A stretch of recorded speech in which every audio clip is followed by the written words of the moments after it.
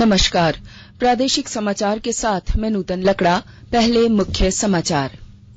देश में पिछले 12 वर्षों में वाम उग्रवाद की हिंसक घटनाओं में आई 77% की कमी। उग्रवाद प्रभावित जिलों की संख्या घटकर हुई 509। नीति आयोग ने दिसंबर 2021 में कृषि और जल संसाधन के क्षेत्र में उत्कृष्ट कार्य करने वाले आकांक्षी जिलों की घोषणा की। रामगढ़ जिले को पूरे देश में मिला चौथा स्थान।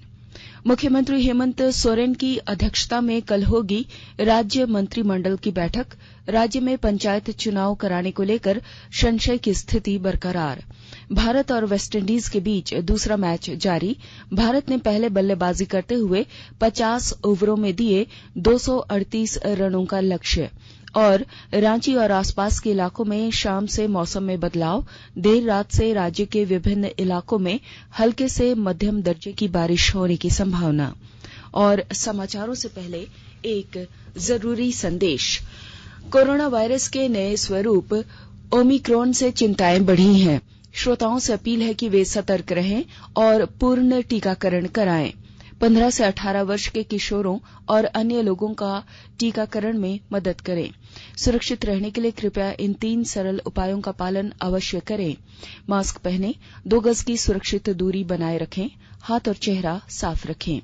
कोविड से संबंधित किसी भी जानकारी और मार्गदर्शन के लिए राष्ट्रीय हेल्पलाइन नंबर 011-2397-8046 और 1075 पर संपर्क करें।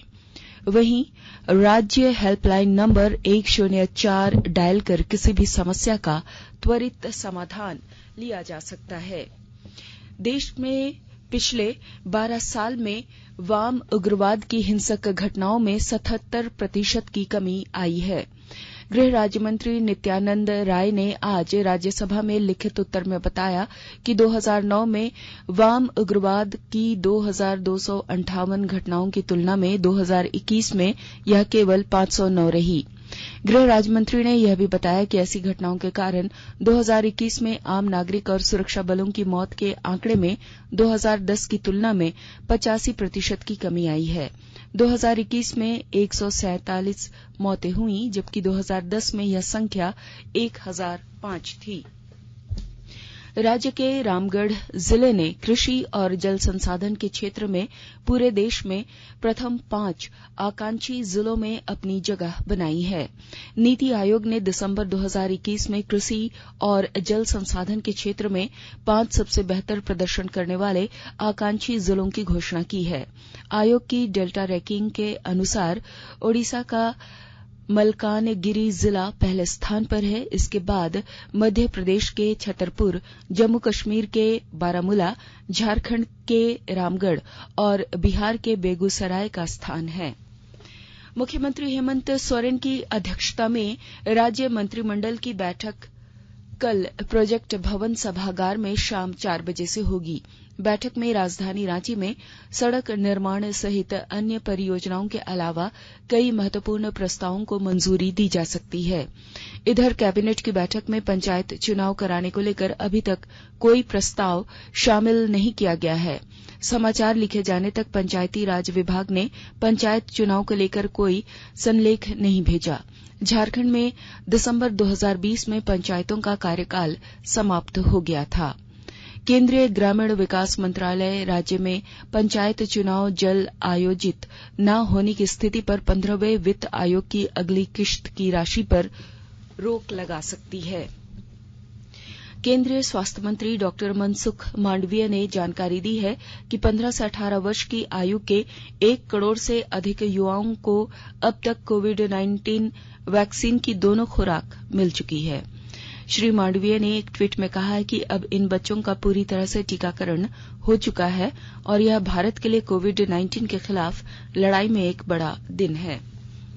आकाशवाणी के ताजा तरीन समाचारों के लिए आप हमारे वेबसाइट newsonair.com पर लॉग ऑन कर सकते हैं। ताजा समाचार Twitter handle @AIR News Alerts और Facebook page all India radio news पर भी उपलब्ध है।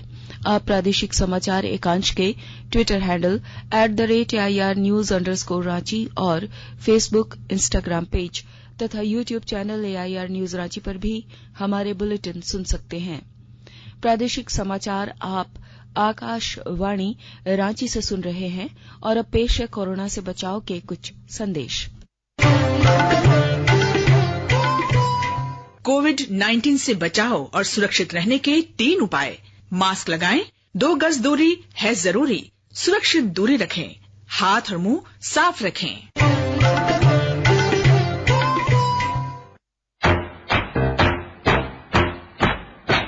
चलो मिलकर एक शुरुआत करें, चलो एक फैसला आज करें, मास्क नहीं तो टोकेंगे, कोरोना को रोकेंगे, चलो एक वादा करते हैं, चलो कुछ वादा करते हैं, मास्क नहीं तो टोकेंगे, कोरोना को रोकेंगे।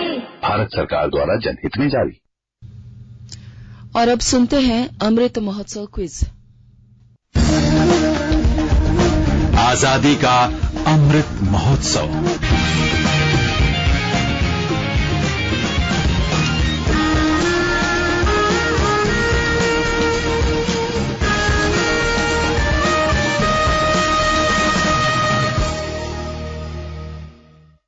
देश के 75वें स्वाधीनता दिवस समारोह के उपलक्ष्य में आजादी का अमृत महोत्सव के अंतर्गत प्रादेशिक समाचार एकांश आकाशवाणी रांची स्वाधीनता संग्राम और उसके गौरवशाली इतिहास पर साप्ताहिक विशेष प्रश्नोत्तरी का आयोजन कर रहा है। यह क्विज 15 अगस्त 2022 तक प्रत्येक बुधवार को शाम 7 बजे प्रसारित होने वाले प्रादेशिक समाचार में शामिल होगा। सेंट्रल कोलफील्ड लिमिटेड और mission blue foundation Amrit Mahotsav quiz में आकाशवाणी समाचार रांची के साथ सहयोगी के रूप में शामिल है। आज का प्रश्न है, कोल्हान गवर्नमेंट स्टेट का गठन कब हुआ था? प्रश्न एक बार फिर सुन लें। कोल्हान गवर्नमेंट स्टेट का गठन कब हुआ था?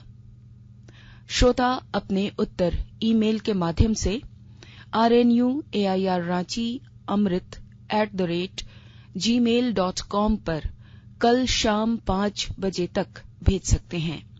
आप जवाब के साथ अपना नाम, पता, फोटो और फोन नंबर भी भेजें ताकि लकी विजेता बनने पर आपका प्रमाण पत्र और पुरस्कार आप तक पहुंचाया जा सके। विजेता की घोषणा कल शाम 7 बजे प्रसारित होने वाले प्रादेशिक समाचार में की जाएगी। जागो ग्राहक जागो, जागो ग्राहक जागो। आजादी का अमृत महोत्सव के लिए सभी उपभोक्ताओं को शुभकामनाएं। हॉलमार्क सोने की शुद्धता सुनिश्चित करता है। हमेशा हॉलमार्क वाले सोने के आभूषण खरीदें। उपभोक्ता किसी भी शिकायत के लिए कृपया राष्ट्रीय उपभोक्ता हेल्पलाइन टोल फ्री नंबर 14404 पर संपर्क करें। उपभोक्ता मामले विभाग, भारत सरकार द्वारा जनहित में जारी। जानो अपने अधिकारों को, अपने हक पहचानो, बेईमानों को सबक सिखाओ, ग्राहक अब तो जागो, जागो ग्राहक जागो, जागो ग्राहक जागो। भारत निर्वाचन आयोग के तत्वाधान में राज्य निर्वाचन आयोग ने रचनात्मक अभिव्यक्ति के माध्यम से मतदान में अधिक भागीदारी के लिए विभिन्न प्रतियोगिताओं का आयोजन की पहल की है। इसका मुख्य विषय है मेरा वोट मेरा भविष्य, एक वोट की शक्ति। इसमें सभी आयु वर्ग के लोग भाग ले सकते हैं। प्रतियोगिता के लिए प्रविष्टियां 15 मार्च तक भेजी जा सकती हैं। इस प्रतियोगिता में मतदाता सूची, electronic voting machine EVM, VVPAT, आचार संहिता और चुनावी इतिहास से जुड़े प्रश्न शामिल किए गए हैं। राजधानी रांची को हावड़ा नई दिल्ली रेल मार्ग को कोडरमा से जोड़ने के लिए चल रहे प्रोजेक्ट का आज पूर्व मध्य रेल महाप्रबंधक अनुपम शर्मा ने जायजा लिया। रेलवे के शीर्ष अधिकारियों ने कोडरमा से बड़काकाना और रांची के बीच बन रही नई रेल लाइन परियोजना की प्रगति देखी। रेलवे के अधिकारियों ने चरही और कुज्जू स्टेशनों के बीच दूधी नदी पर बने रेल ब्रिज का भी निरीक्षण किया। कोडरमा को जोड़ने के लिए रेलवे नया वैकल्पिक रेल मार्ग तैयार कर रहा है। 189 किलोमीटर लंबे रेल मार्ग के लिए बजट में 35 करोड़ रुपए की स्वीकृति दी गई है। वहीं ECRGM ने सोननगर के गोमो तक प्रस्तावित पूर्वी डेडिकेटेड फ्रेट कॉरिडोर के दौरान होने वाले बदलाव और यूटिलिटी शिफ्टिंग की भी जानकारी ली। उन्होंने अधिकारियों को जंक्शन पर यात्री सुविधाओं में सुधार से संबंधित दिशा निर्देश भी दिए। गिरिडीह जिले के निमियाघाट थाना क्षेत्र में हावड़ा नई दिल्ली मार्ग पर आज सवेरे एक कोयला लदा मालगाड़ी में आग लगने के बाद 4 घंटे के लिए रेल परिचालन सेवाएं बाधित रहीं। पारसनाथ स्टेशन के रेल मैनेजर शशिकांत भारती ने बताया कि कोयला लदी मालगाड़ी के 6 बोगी पूरी तरह जल गए। मालगाड़ी महुदा धनबाद से हरियाणा जा रही थी। गिरिडीह एवं धनबाद से आए फायर ब्रिगेड की मालगाड़ियों ने घंटों मशक्कत के बाद आग पर काबू पाया। इस घटना के बाद रेल परिचालन शुरू कर दिया गया है। धनबाद के उपायुक्त संदीप सिंह के निर्देश पर जिले के हर पंचायत में एक भवन को सामान्य सामुदायिक केंद्र के रूप में विकसित किया जाएगा। विस्तृत ब्यौरे के साथ हमारे धनबाद संवाददाता। जिले की हर पंचायत में एक भवन को सामान्य सामुदायिक केंद्र बनाया जाएगा। उपायुक्त संदीप सिंह ने इस संबंध में निर्देश दिया है। बताया कि इस सामुदायिक केंद्र में एक पुस्तकालय भी होगा। स्थानीय ग्रामीण विभिन्न सामाजिक गतिविधियों के लिए इस भवन का उपयोग कर सकेंगे। इसके लिए सभी प्रखंड विकास पदाधिकारियों को अपने अपने प्रखंड की पंचायतों में भवन को चिन्हित कर उसकी सूची जिला मुख्यालय को भेजने का निर्देश उपायुक्त ने दिया है। इसके अलावा उपायुक्त ने सभी प्रखंड विकास पदाधिकारियों, पंचायत सचिव और रोजगार सेवकों को पंचायत भवन में उपलब्ध रहने को कहा है। हर पंचायत भवन के बाहर बोर्ड पर पंचायत सचिव, रोजगार सेवक का नाम, मोबाइल नंबर, कमरा नंबर और वह सप्ताह के किस किस दिन उपलब्ध रहेंगे यह भी लिखा जाएगा ताकि ग्रामीणों को किसी तरह की परेशानी न हो। दीपक, आकाशवाणी समाचार, धनबाद। भारत और वेस्टइंडीज के बीच 3 एकदिवसीय क्रिकेट मैचों की श्रृंखला का दूसरा मैच आज अहमदाबाद के नरेंद्र मोदी स्टेडियम में खेला जा रहा है। भारत ने पहले बल्लेबाजी करते हुए 50 ओवरों में वेस्टइंडीज को 238 रनों का लक्ष्य दिया है। 3 मैचों की श्रृंखला में भारत 1-0 से आगे है। राजधानी रांची समेत राज्यभर में आज शाम से राजस्थान में बन रहे निम्न दबाव क्षेत्र के कारण मौसम में बदलाव हुआ है। रांची और आसपास के इलाकों में शाम से ही बादल छाए हुए हैं।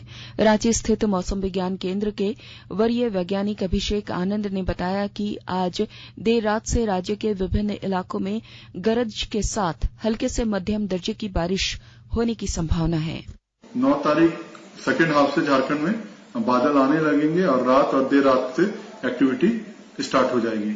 और 9 तारीख की बात करें तो रात देर रात में आपको खासकर उत्तरी और मध्य इलाकों में आपको हल्के दर्जे की बारिश देखने को मिलेगी। तो अधिकांश हिस्सों में हल्की बारिश देखने को मिलेगी और एक आध जगह पे हल्के से मध्यम दर्जे की बारिश देखने को मिलेगी। और 10 तारीख में राज्य के उत्तर पूर्वी, मध्य और दक्षिणी भाग में कहीं कहीं पे हल्के से मध्यम दर्जे की बारिश देखने को मिलेगी। और 9 और 10 दोनों दिन मेघ गर्जन के साथ वज्रपात की भी चेतावनी है। 11 तारीख से मौसम शुष्क हो जाएगा, ड्राई हो जाएगा, साफ हो जाएगा और 11, 12, 13 ये 3 दिन मौसम पर शुष्क ड्राई रहेगा। और अब कुछ संक्षिप्त खबरें। गुमला जिले के भरनो प्रखंड अंतर्गत वनटोली गांव में एक जंगली हाथी की बिजली का करंट लगने से मौत हो गई। लोहरदगा के उपायुक्त दिलीप कुमार टोप्पो ने टाना भगत विकास प्राधिकार की बैठक में टाना भगतों के लंबित आवेदनों को जल्द निष्पादित करने का निर्देश दिया। जमशेदपुर में झारखंड सम्मान अधिकार मंच ने भोजपुरी, मैथिली, अंगिका, मगही को राज्य भाषा का दर्जा दिलाने की मांग को लेकर 1 दिवसीय धरना दिया। कोडरमा के झुमरी तलैया शहर में नियमों की अनदेखी कर संचालित किए जा रहे 2 अल्ट्रासाउंड क्लिनिक और दवा दुकानों को जिला प्रशासन ने सील किया। और अब अंत में मुख्य समाचार एक बार फिर। देश में पिछले 12 वर्षों में वाम उग्रवाद की हिंसक घटनाओं में आई 77% की कमी। उग्रवाद प्रभावित जिलों की संख्या घटकर हुई 509। नीति आयोग ने दिसंबर 2021 में कृषि और जल संसाधन के क्षेत्र में उत्कृष्ट कार्य करने वाले आकांक्षी जिलों की घोषणा की। रामगढ़ जिले को पूरे देश में मिला चौथा स्थान। मुख्यमंत्री हेमंत सोरेन की अध्यक्षता में कल होगी राज्य मंत्रिमंडल की बैठक। राज्य में पंचायत चुनाव कराने को लेकर संशय की स्थिति बरकरार। भारत और वेस्टइंडीज के बीच दूसरा मैच जारी। भारत ने पहले बल्लेबाजी करते हुए 50 ओवरों में दिए 238 रनों का लक्ष्य। और रांची और आसपास के इलाकों में शाम से मौसम में बदलाव। देर रात से राज्य के विभिन्न इलाकों में हल्के से मध्यम दर्जे की बारिश होने की संभावना। और इसके साथ ही आकाशवाणी रांची से प्रादेशिक समाचार का ये बुलेटिन समाप्त हुआ। नमस्कार।